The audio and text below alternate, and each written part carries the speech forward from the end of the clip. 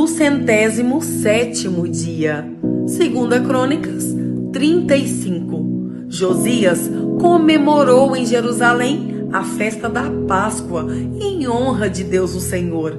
No dia 14 do primeiro mês foram mortos os carneiros para a festa. Ele pôs os sacerdotes nos seus lugares de serviço do templo e os animou a fazerem bem o seu trabalho. Depois mandou chamar os levitas que ensinavam a lei de Deus a todos os israelitas e que eram separados para o serviço do Senhor. E lhes disse: ponham a arca da aliança no templo construído pelo rei Salomão, filho de Davi. Daqui em diante, vocês não precisarão carregá-la nos ombros. Dediquem-se ao serviço do Senhor nosso Deus e do seu povo de Israel. Organizem-se para o serviço por grupos e por famílias, de acordo com as ordens escritas pelo rei Davi de Israel e pelo seu filho Salomão. Os grupos devem ser organizados de acordo com os grupos de famílias do nosso povo, a fim de que haja um grupo de levitas à disposição de cada grupo de famílias. Matem os carneiros para a Páscoa, purifiquem-se e preparem a festa, a fim de que os seus irmãos e os outros israelitas comemorem a Páscoa, de acordo com as ordens que Deus nos deu por meio de Moisés. Do seu gado e dos seus rebanhos, o rei Josias deu ao povo os animais para a festa da Páscoa: 30.000 carneiros e cabritos e 3.000 touros. As autoridades também deram ofertas ao povo, aos sacerdotes e aos levitas. E Ilquias, Zacarias e Jeiel, os administradores do templo, deram aos sacerdotes 2.600 carneiros e cabritos e 300 touros para os sacrifícios da Páscoa. Os chefes dos levitas, Conanias, os seus irmãos Semaías e Netanel, e também Asabias, Jeiel e Josabade, deram aos levitas 5.000 carneiros e cabritos e 500 touros para a Páscoa. Quando tudo estava pronto para a festa, os sacerdotes foram para os lugares e os levitas se juntaram em grupos, de acordo com o que o rei havia ordenado. Aí foram mortos os carneiros e os cabritos. Os levitas tiravam a pele dos animais, davam sangue aos sacerdotes e estes borrifavam o altar com ele. Entregaram ao povo, segundo os grupos de famílias, a gordura dos animais que seriam queimada como sacrifício a Deus o Senhor, de acordo com o que a lei de Moisés manda, e fizeram a mesma coisa com os touros. Depois, assaram os animais de acordo com a lei, cozinharam as outras ofertas sagradas em panelas, caldeirões e frigideiras e distribuíram rapidamente para todo o povo. Em seguida, os levitas prepararam o que era deles e dos sacerdotes, os descendentes de Arão. Os levitas precisaram fazer isso porque os sacerdotes ficaram ocupados até a noite, oferecendo a Deus os animais que eram completamente queimados e a gordura. Os cantores do grupo de Asaf estavam nos seus lugares, de acordo com as ordens do rei Davi e de Asaf, de Emã e de Jedutum, o profeta do rei. Os guardas também estavam nos seus lugares guardando os portões do templo. Nenhum deles precisou abandonar o seu posto, pois os seus colegas, os outros levitas, prepararam a parte dos sacrifícios que era deles.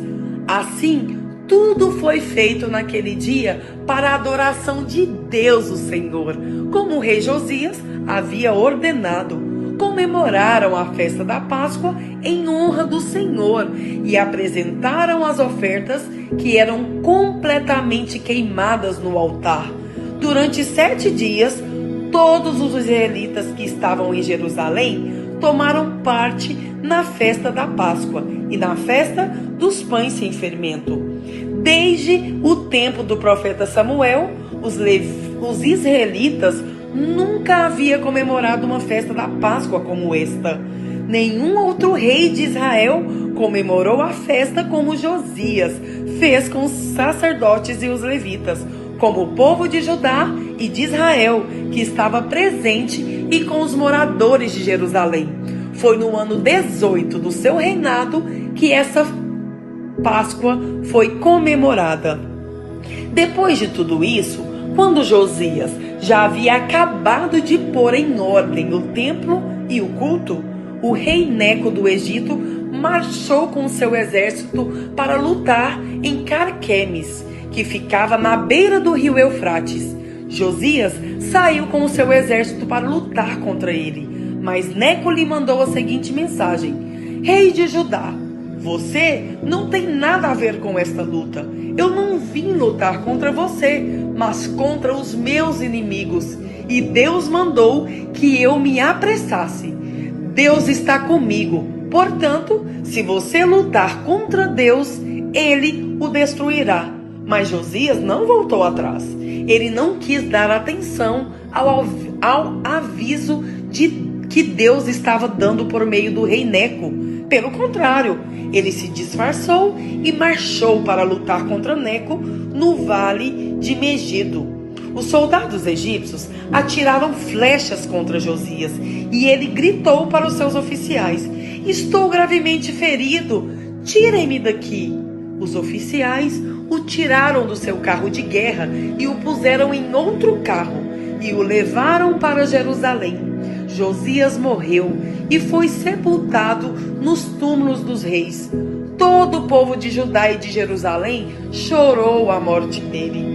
O profeta Jeremias compôs uma lamentação em honra de Josias.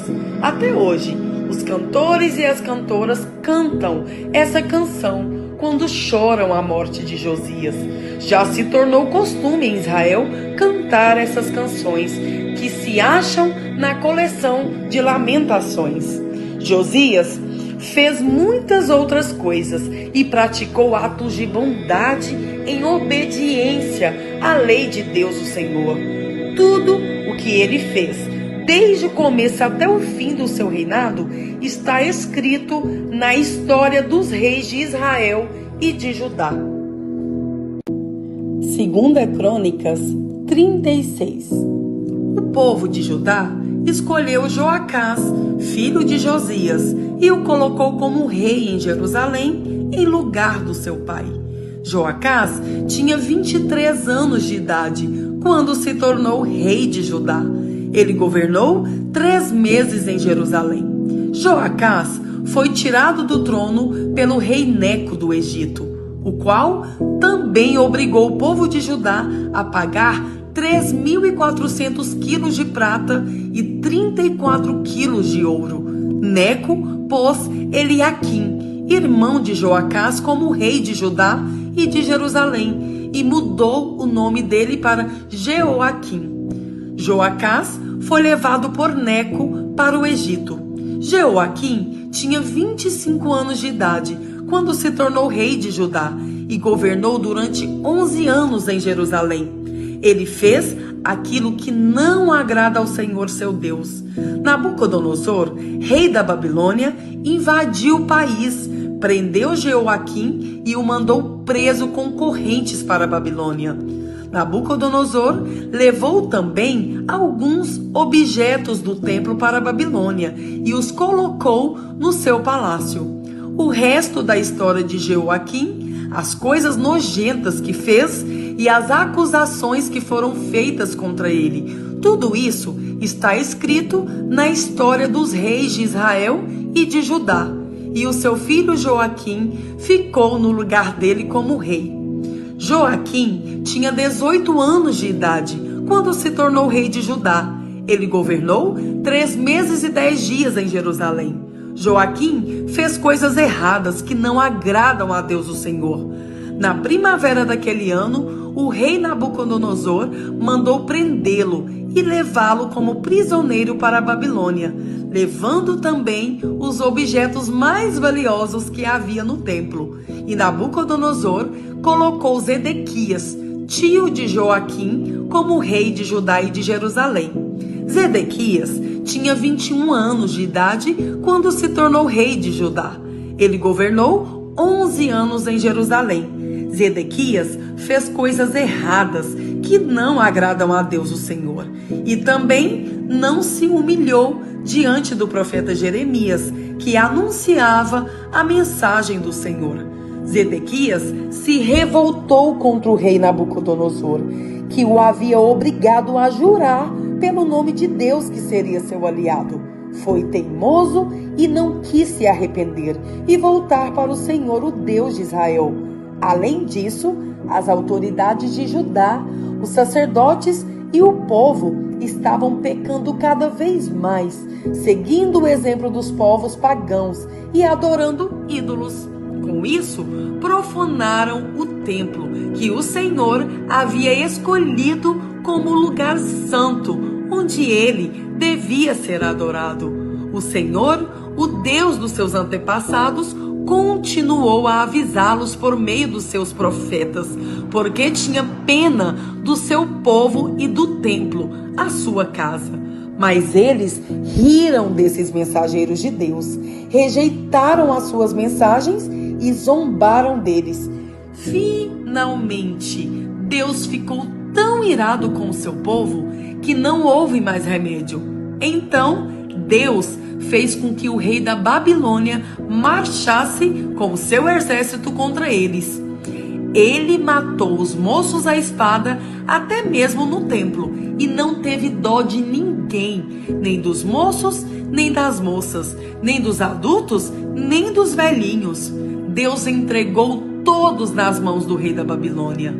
Este pegou todos os objetos do templo, os grandes e os pequenos, todos os tesouros do templo, do rei e das altas autoridades, e levou tudo para a Babilônia.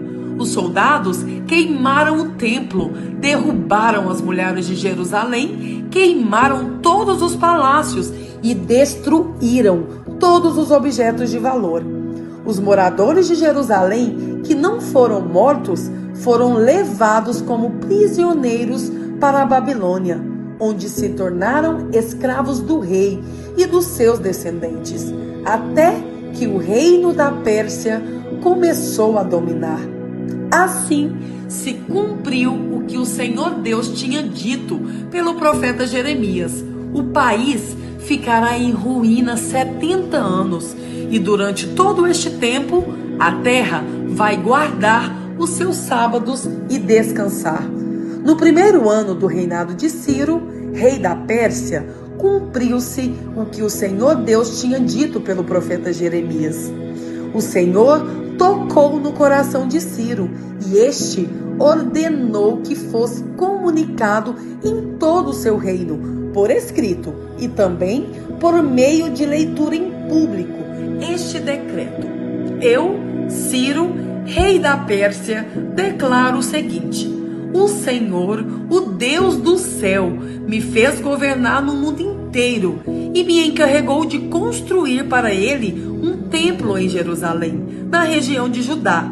Eu ordeno que todos vocês que são o seu povo vão a Jerusalém, e peço que Deus esteja com vocês.